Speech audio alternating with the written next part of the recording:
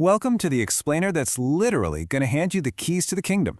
Today, we're tearing right into Chapter 15 of our source material, and we are demystifying the massive, complex beast that is Windows Active Directory. If you're stepping into a junior IT role, or maybe you just want to really solidify your systems administration skills, you are in exactly the right place. We're going to unpack the architecture, the security, and the daily automation you absolutely need to run an enterprise network. Here is our roadmap for Chapter 15. We'll be hitting 1. The core of Active Directory. 2. Forests, domains, and OUs.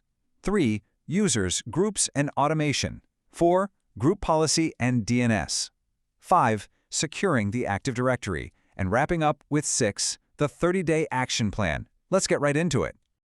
Starting off with Section 1, the core of Active Directory, subtitled The Keys to the Kingdom.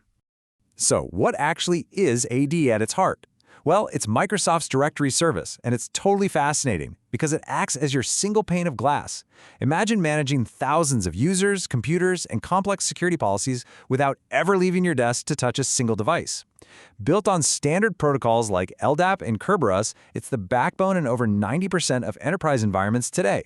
Whether you're managing file shares, deploying new software, or hooking up cloud apps, the whole shebang flows directly from this one central hub. Now, this is where it gets really interesting, especially when we look at the contrast between outdated challenge response NTLM and modern Kerberos. Legacy NTLM, it simply cannot verify the server's identity back to the client. There's zero mutual authentication, which is honestly a huge vulnerability. Kerberos completely flips the script by providing highly secure mutual authentication. It's a real game changer that fundamentally shifts how trust is established across your entire network. Let's walk through how this magic seamlessly builds behind the scenes. When a user logs in, they first contact the domain controller. The DC validates who they are and issues a ticket granting ticket, or TGT, which is typically good for about 10 hours. The client then takes this TGT and presents it to request a service ticket for a specific resource, like, say, a secure file share.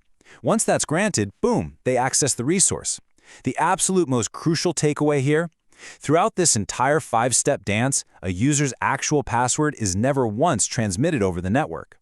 Moving on to Section 2, Forests, Domains, and OUs, mapping the corporate hierarchy. Okay, before we get into the broad logical structure, we've got to talk about the virtual machines or physical hardware actually running the show.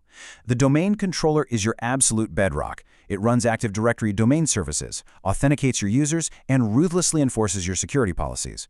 Without at least one functional DC, users can't log in, and frankly, your entire network grinds to a dead halt. This is exactly why you always deploy at least 2 DCs per domain for fault tolerance, no exception. Now think of your organization as a massive fortified castle. The forest is your top-level security boundary, the high outer wall. Inside that forest, domains act as your core administrative units, kind of like the individual buildings inside the castle grounds. And within those domains, you have organizational units, or OUs. Think of OUs as the filing cabinets that beautifully mirror your real-world departments or geographic locations. These are incredibly important, because OUs are exactly where you'll apply group policies and delegate your administrative control. Next up, Section 3, Users, Groups, and Automation, managing the workforce. Look, we all know clicking through the legacy Active Directory GUI is totally fine if you're just setting up one user. But clicking endlessly through those nested menus for 100 new hires, that is going to completely ruin your weekend. That is exactly why PowerShell is your ultimate sysadmin superpower.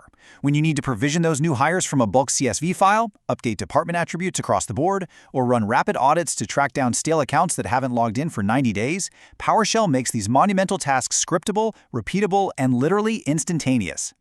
When you start organizing your users, you really need to wrap your head around group types and scopes, because this trips people up all the time. Security groups actually control access to network resources, whereas distribution groups are strictly just for email lists. Scope is the tricky part. You use domain local groups to assign permissions directly to specific resources, like a printer or a highly sensitive file share. You use global groups to organize your users by their broad departmental roles, like HR staff or IT admins. Universal groups? You'll use those pretty sparingly, mostly for cross-domain consolidation. Okay, to maintain your sanity as a sysadmin, you absolutely have to use the Microsoft-recommended AGDLP nesting strategy. That stands for Accounts, Global Groups, Domain Local Groups, and Permissions. Here's how it flows. You drop your user accounts into global role groups. Then you put those global groups into domain local resource groups. Finally, you apply the permissions only to the domain local group. By doing it this way, you can change a user's access simply by moving them between global groups rather than constantly tweaking dozens of fragile individual file permissions. It's brilliant. All right, Section 4, Group Policy and DNS, the rules and the nervous system.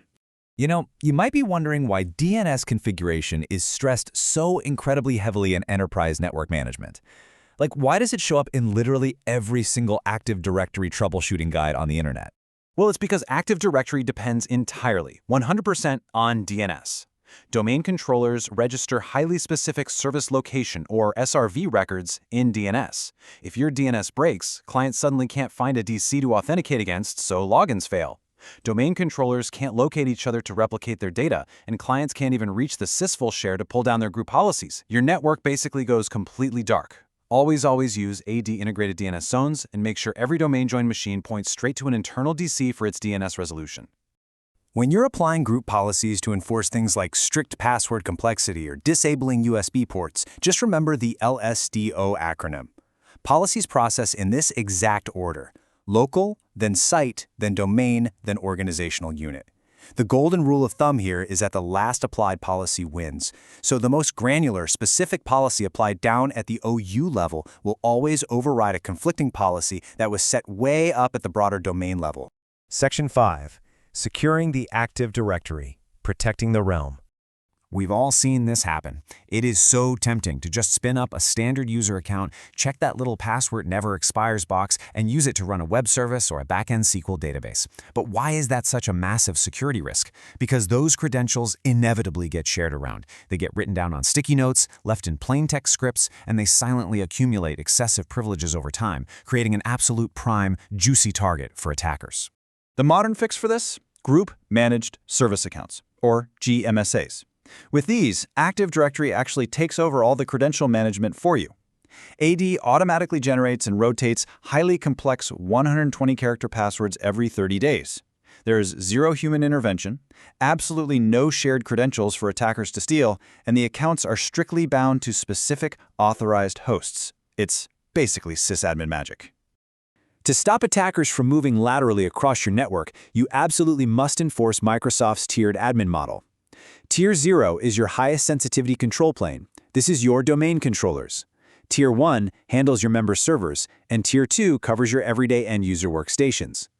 The strict golden rule here is that a highly privileged Tier 0 account must never, ever be logged into a vulnerable Tier 2 workstation. If an attacker compromises that workstation, they can literally harvest your Tier 0 credentials right out of memory and take over the entire domain. Game over. Finally, Section 6, the 30-day action plan, from theory to practice. So let's map out exactly how you can take all this knowledge to survive and thrive on the job.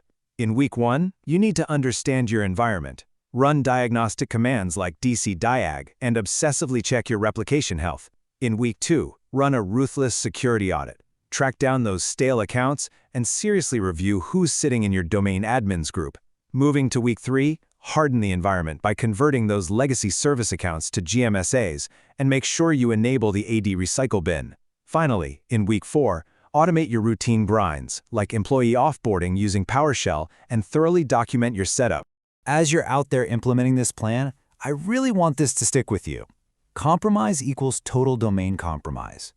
You always have to respect the gravity of your role. Protecting Tier 0 is your highest calling as a sysadmin, because a single breach at the domain controller level, it hands an attacker that keys to literally everything, every user account, every confidential file, every single server on the network. You are now officially empowered with the ultimate sysadmin's blueprint for Chapter 15.